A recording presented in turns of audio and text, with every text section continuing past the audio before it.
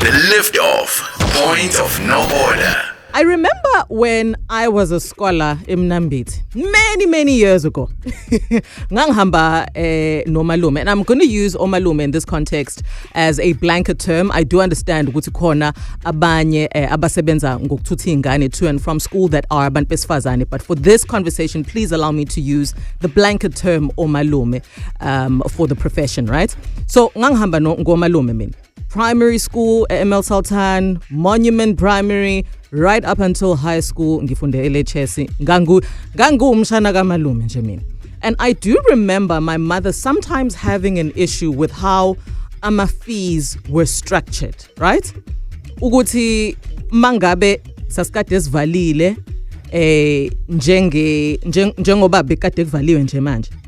Iy'kole zavala on the 27th of June, zavulwa namhlanje on the 22nd of July. That means ingane had a 3-week plus 1 day winter break, right? So nakuthina kwakuba njalo.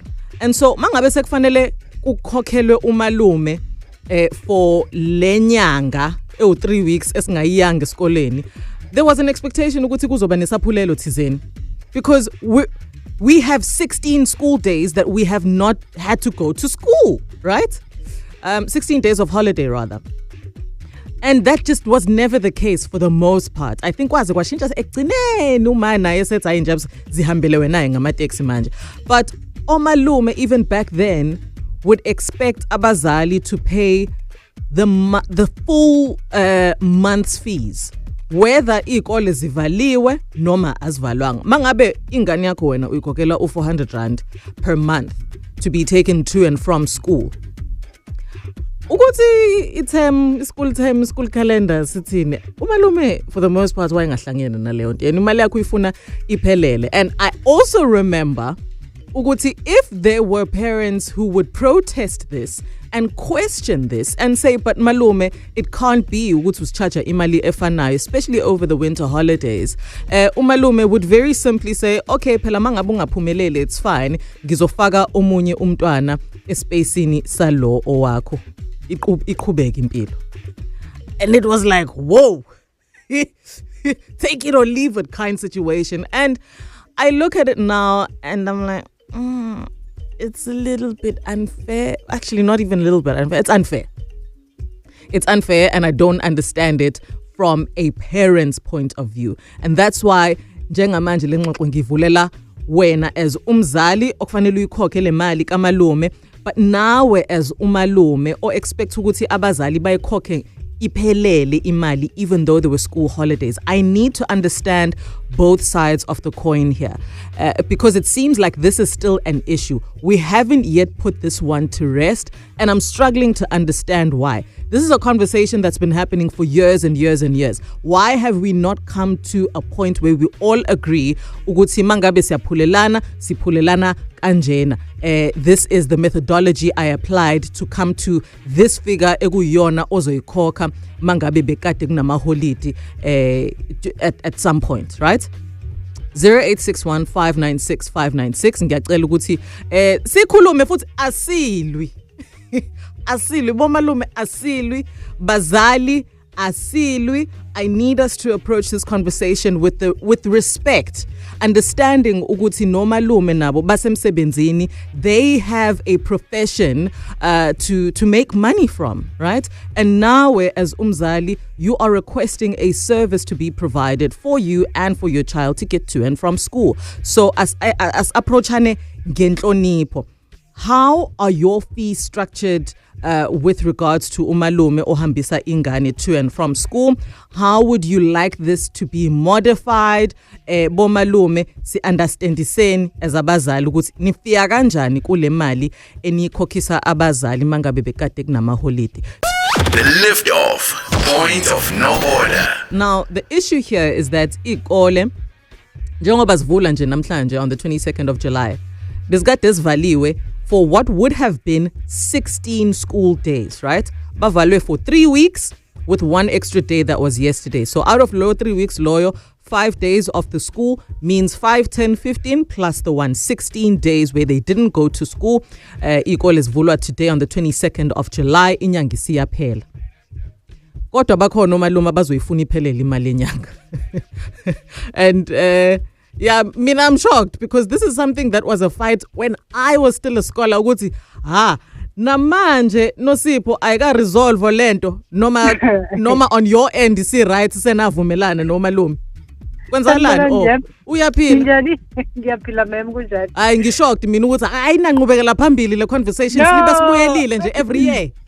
Hayi ngiyacabanga ukuthi kuya nge-relationship futhi ekubuye niforme as umzali nomalume osukuhambisela umntwana. Of which in my case u-aunt akayena umalume ongihambisela umntwana. Got you. And I did consult with her ngesikhathi bezovala ukuthi hawu so njengoba ama-holidays oma kanje athi ithini into yakhona athi no ngokwe-association asebenzela ngaphansi kwayo basethe ukuthi for 11 months ingane bazoyithatha at a standard price ingakhuphuki ingehli for a reason of ukuthi kunezathu eziningi nje mase sibuka sibuyisa-ke siguqule ukuthi thina siyithathe siyifake ey'cathulweni zomalume.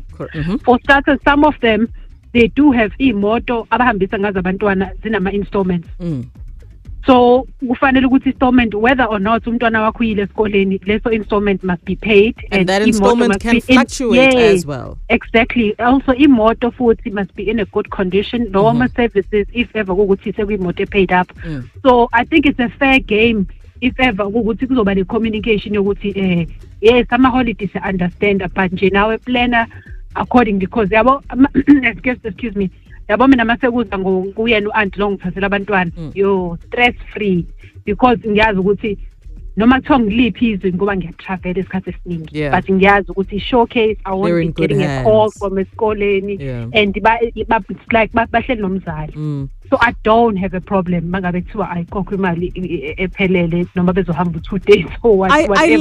I like how you look at it Nosipho because the reality is also aunt nomalume abasithuthela iy'ngane zethu are offering a service that is a convenience. You are paying for a convenience. Exactly, convenience. And inconvenience iyakhokhelwa ke whether uya esitolo emoli as opposed to going directly to umuntu ozokuthungela you are buying a convenience and iyakhokhelwa ke no matter what shape and form it comes in. Yes.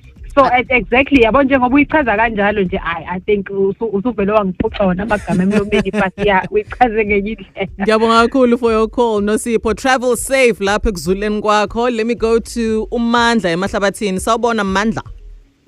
Ngiyaphila. How are you? I'm good. I'm strong like a lion. Yeah baba raw. Hayi ngeke muzu usisi lapha echaza. Angivumelani naye. And there's nothing that you must negotiate. Kona vele sixayekile sabazali imoto asinazo. Nathi la ilele khona. Ingane zizwa 8 kulo 8 days makuthiwa mina ngikhiphe u300. Akona ngithi half imali engikhiphayo wengane esikole ukuthi esikoleni inyanga yonke. U300 lo. Idlula ngisho half. Izwa 8 days lengane. Next week kufanele ngikhiphe imali futhi. Enyanga futhi enyanga entsha installment akuhlangani na installment le moto kade ibhakile inyanga yonke upetrol bingawusebenzisi noma udizili bingawusebenzisi fanele sicabange lana siyavila sabantu uma ngizokhipha le full amount yalo 8 days lona ezwa njengane esikoleni safuneka enye imali inkinga leyo angihambisani nayo. So mhlambe nina aniphulelwa at all kulomalume omsebenzisayo aniphulelwa at all. Umalume ngimsebenzisa ufikile ngimqala ngifundele imali kodwa hayi manje uzokhokha 300. Okay. Hayi ignore ngoba phela wakusaqala kwenyanga. Kahle manje imali yakho for inyanga ephelele umalini 500. Okay, so ukuphulele u2. Uphulele 12. All right. Okay. That's what you know ngenze ngwathi. What I uzokhokha 200 rand for 1003. Thank you. Ngiyabonga ngizokhokha 200 ungadlala ngabantu sayenza imatch omalume mabenazo omalume abacela kubashana lapha ekhaya ukuthi ngicela ungicalculate they must do it like this 20 days for example might take 500 divided noma 48 divided by 20 48 iphuma abantu 22 rand 50 ngosuku. So wena ufuna i-pro rata wena ufuna ukukhokhela lezi insuku osebenzisayo and nothing else. Sicabangelana mangikhathala mina lo 8 days ukuthi uba 170 engamuphi imali umuntu 30 rand.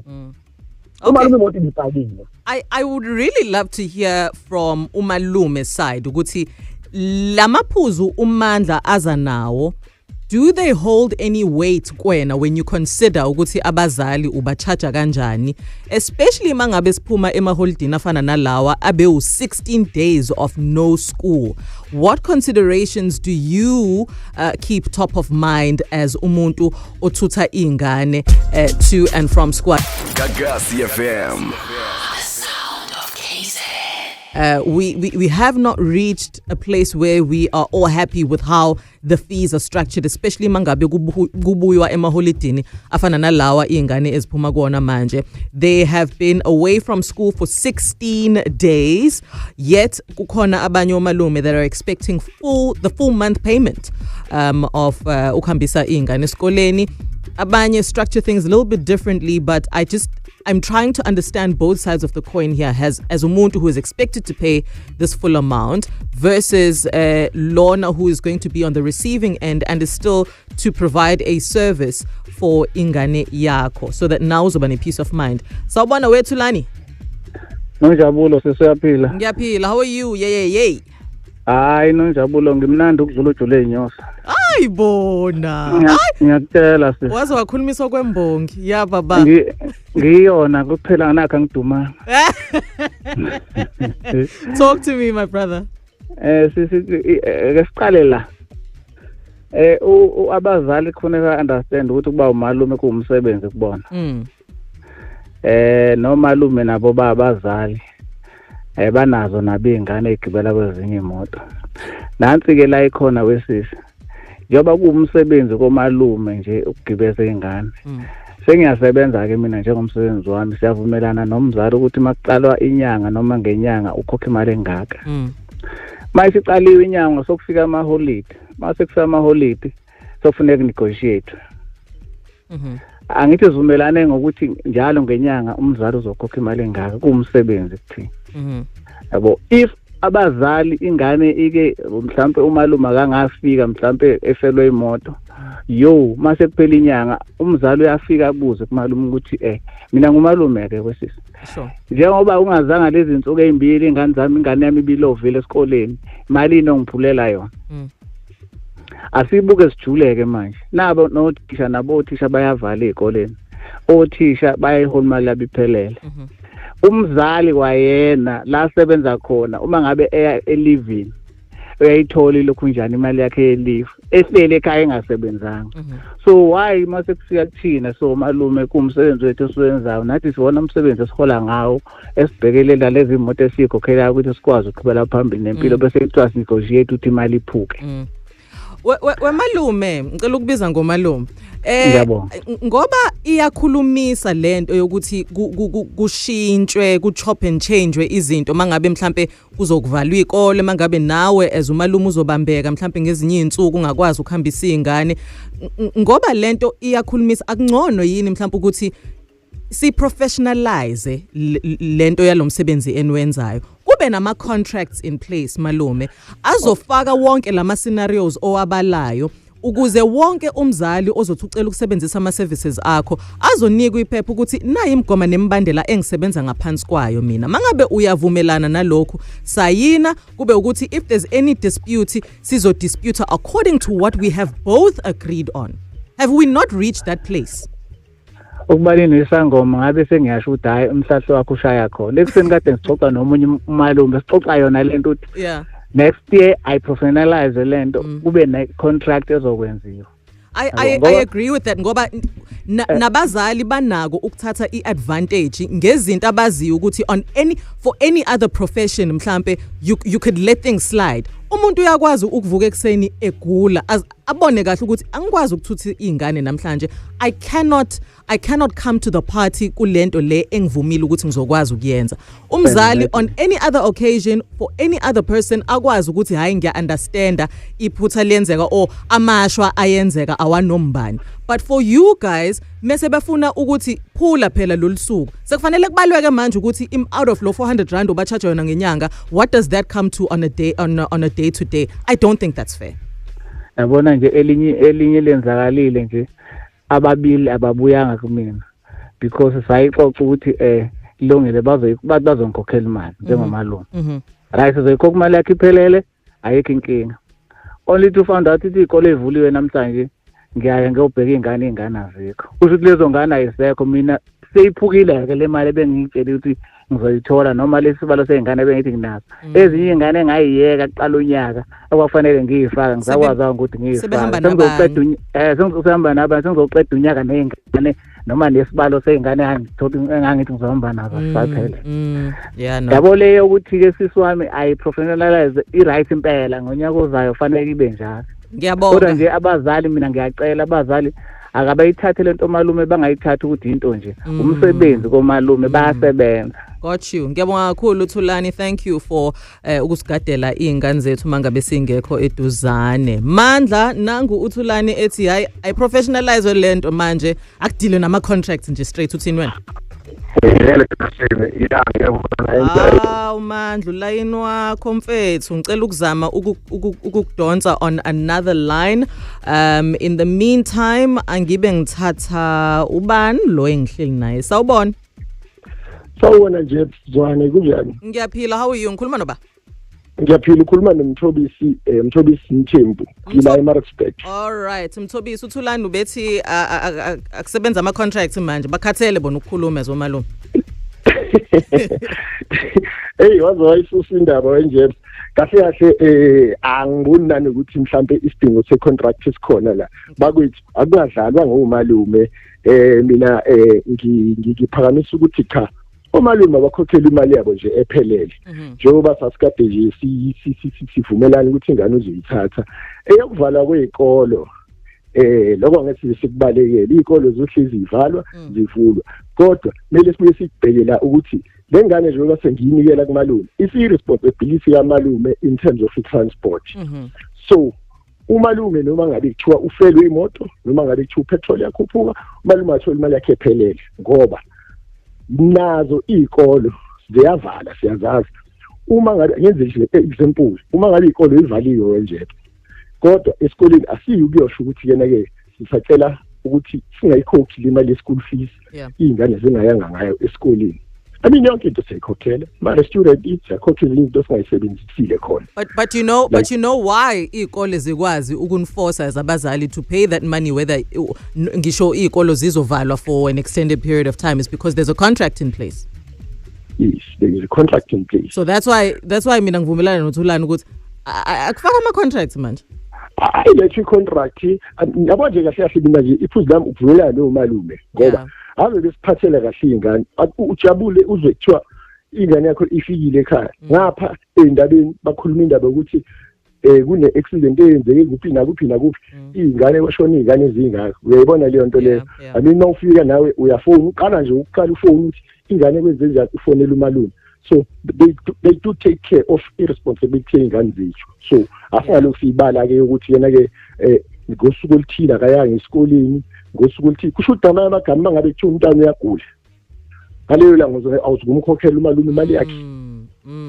Asingadlali ngabo bakwethu nabo bayasebenza bazama isingwa bazama ukuthi keneke babeke ilokhunja isinkwe etafuleni ngoba nezabi ingane. Nalabo khokhomeloni Mthobisi bayahlupha sebegibele phakathi emotweni bayalwa ukhokhomeloni azikahle ukuthi ulanda ngophasi 1 esikoleni alinde kuze kushaya u2 bayakwebhana.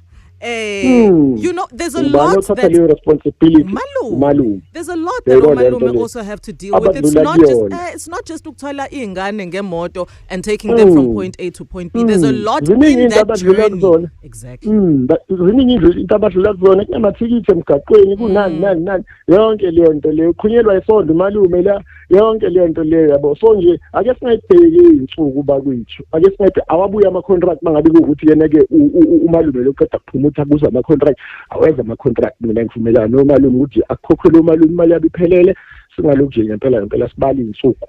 All right, thank you so much Mthobisi uthi phambili ngama contracts kodwa akekho sure uphambili wakhe usholo phansi uthi phambili. I'm getting to your voice notes in a little bit. Gagasi FM. And ama voice notes akho ke asengenile. This is what you had to say on the WhatsApp line. Ngibingelele sis Jebs, ngibingelele nakubalaleli be-lift off. Sis Jebs, mina lento isangiconfuse namanje. Cause most of the time izingane zivala esikoleni sekusele iviki elilodwa kuphela inyanga.